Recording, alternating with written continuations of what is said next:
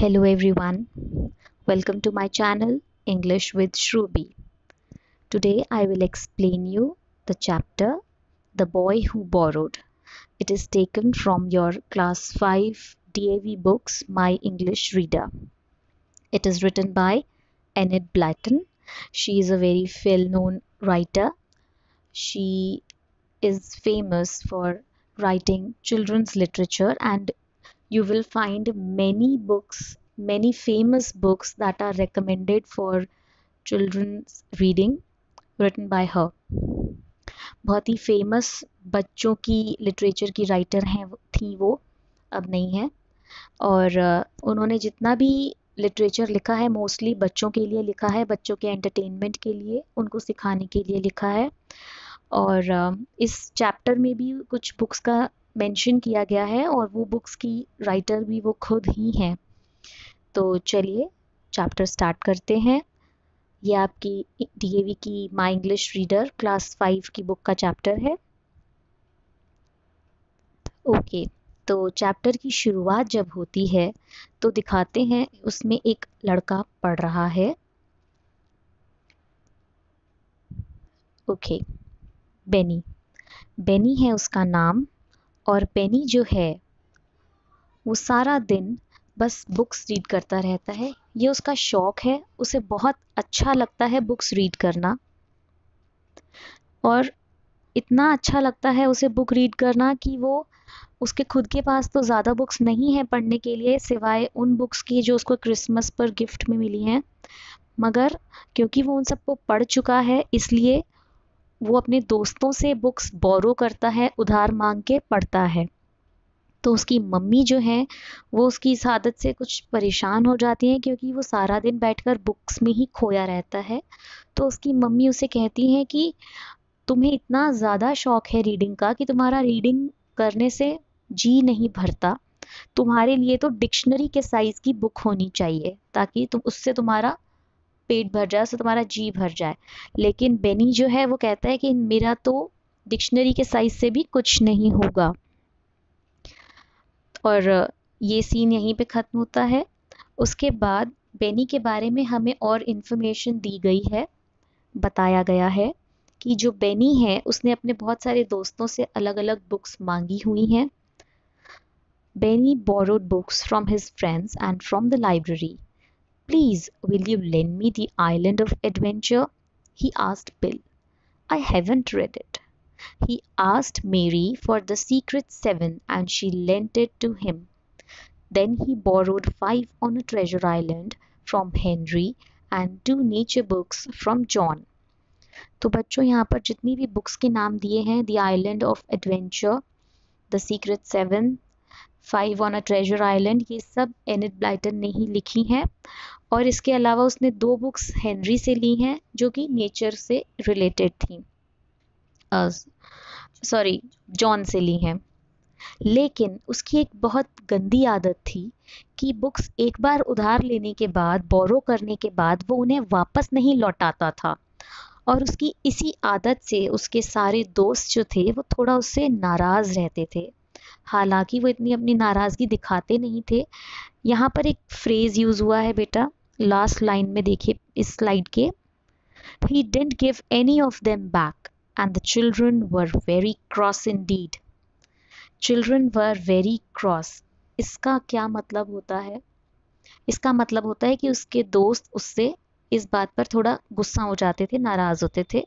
मगर वो गुस्सा कम इंटेंसिटी का होता था, हल्का गुस्सा होता था, इतना तेज़ भी नहीं होता था कि वो झगड़ने लग जाएं। मैंने इस स्लाइड में आपको आगे इस वीडियो में मैंने कुछ वर्ड मीनिंग्स भी दिए हैं आज की वीडियो में, आप चाहें तो उन्हें रेफ़र कर सकते हैं।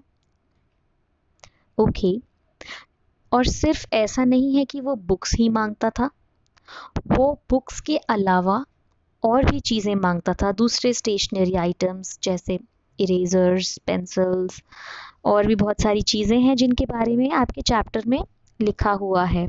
ठीक है, he didn't only borrow books, last paragraph देखो। He borrowed a ball from Eric and a pen from Lucy. Kenneth lent him his jigsaw and Eileen lent him her new rubber.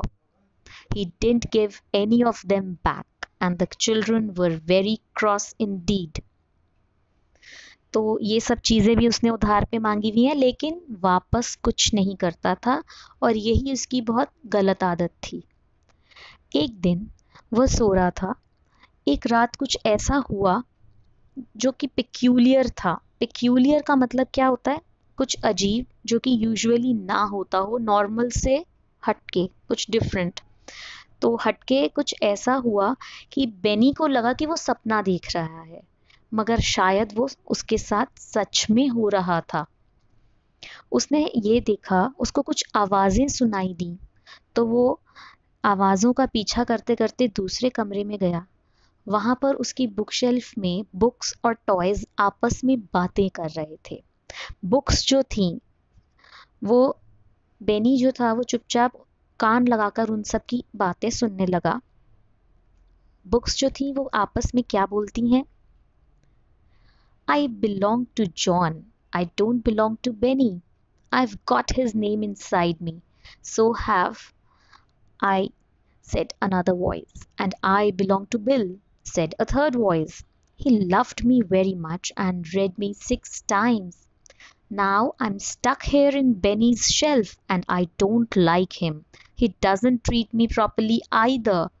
He's turned some of my pages down to mark his place and that's a horrid thing to do with books. यहाँ पर बताया है कि books आपस में जो बातें कर रही हैं वो बताया गया है। I belong to Mary, said another voice. Books एक दूसरे को बता रहे हैं कि उनका ओरिजिनल ओनर कौन है, उनका असली मालिक कौन है। कि हर बुक अपना अपना बता रही है कि मैं इस बंदे को बिलोंग करती हूँ, मैं उस बंदे को बिलोंग करती हूँ, इस बुक में मेरा नाम भी लिखा है। लेकिन जो बेनी है वो मुझे बिल्कुल अच्छे से ट्रीट नहीं करता। वो हमें पढ़ने के लिए हमारे पेजेस भी मोड़ देता है। पेज पे आप लोगों की भी आदत होगी, कई बार हम लोग कुछ मार्क करने के लिए या निशानी बनाने के लिए पेज का कोना मोड़ देते हैं, तो इस तरह से वो करता था। तो बुक्स के साथ ये नहीं करना चाहिए। तो ये सब बुक्स आपस में बातें कर रही हैं कि हमें बेनी पर बहुत गुस्सा आता है। बेनी हमारा बिल्कुल ध्यान नहीं रखता और हमें हमारे ओरिजिनल ओनर के पास नहीं वापस भेजता। मुझे अपने ओरिजिनल ओनर की बहुत याद आती है। मैं उसी को बिलोंग करती हूँ और मैं वहीं वापस जाना चाहती हूँ। तो ये सब बातें होने के साथ साथ वो सारी बुक्स कहती हैं आपस में, और भी जो चीज़ें हैं जो उसने मांग रखी थी वो सब भी आपस में बातें करती हैं। एक बुक कहती है कि चलो फिर हम चलते हैं यहाँ से, रुकने की क्या ज़रूरत है, हम सब खुद ही चले जाते हैं अपने अपने ओनर के पास।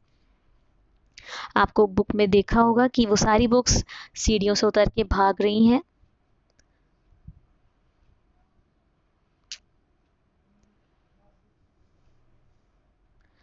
Let's go, said yet another voice. Why should we stay here? Let's run down the stairs and go to that little room where there's always a window left open for the cat. Come on, I won't stay here and be a borrowed book or any longer. वो सब books कह रही हैं कि हमें पता है रास्ता कहाँ से हम इस घर से बाहर निकल सकते हैं, खिड़की खुली रहती है हमेशा बिल्ली के लिए, वहीं से भाग जाते हैं। मैं एक बोरोड बुक बनकर कभी नहीं रहना चाहती। तो वो सारी बुक्स आपको दिखेगा कि भाग रही हैं कैसे। बेनी को बहुत अजीब लगता है कि ये सब क्या देखा मैंने, ये सब मैंने क्या सोचा, ये सब ज़रूर एक सपना ही होगा। फिर अगले दिन सुबह उठकर वो अपनी मम्मी को ये सारी बातें बताता है कि देखो मैंने कितना फ़नी सा सपना देखा है, जिसमें वो सारा डिस्क्राइब करता है कि उसने सपने में क्या देखा। उसने किताबों को आपस में बातें करते हुए सुना और ये देखा कि सारी किताबें अपने आप चलकर हमारे घर से भाग गईं। तो उसकी मम्मी भी हंसी में उड़ा देती हैं इस बात को कि ये कैसी फ़नी सी बात है, क्वेयर सी बात है। क्वेयर का मीनिंग होता है अजीब। मैंने इसका भी मीनिंग लास्ट में दिया हुआ है।